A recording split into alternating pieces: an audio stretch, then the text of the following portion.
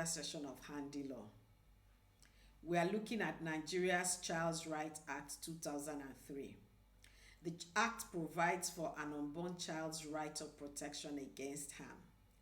And it says that a child may bring an action for damages against any person for harm or injury caused to the child willfully, recklessly, negligently, or through neglect before, during, or after the birth of the child.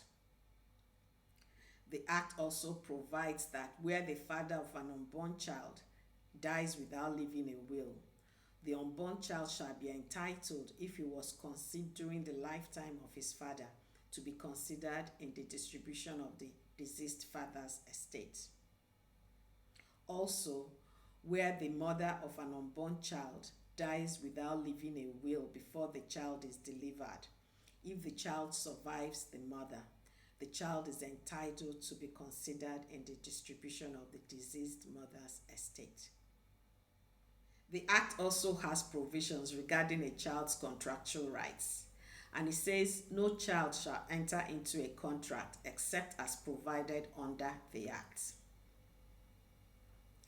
Any contract except a contract for necessities entered into by a child for the repayment of money lent or the payment of goods supplied to the child shall be void.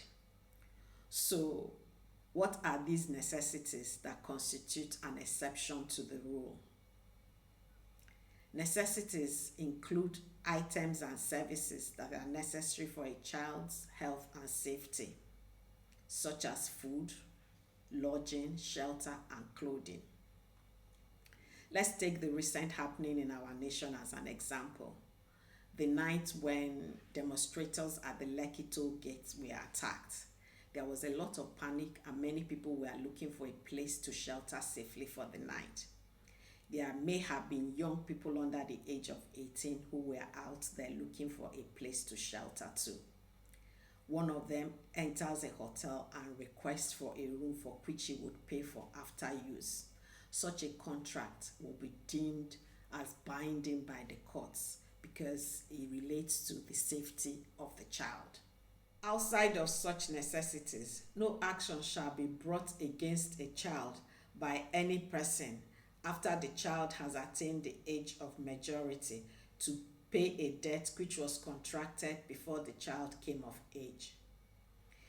If a child who has entered into a contract for a loan which is void agrees after he comes of age to pay the loan, the agreement in whatever form remains void as long as it pertains to money payable in respect of a loan.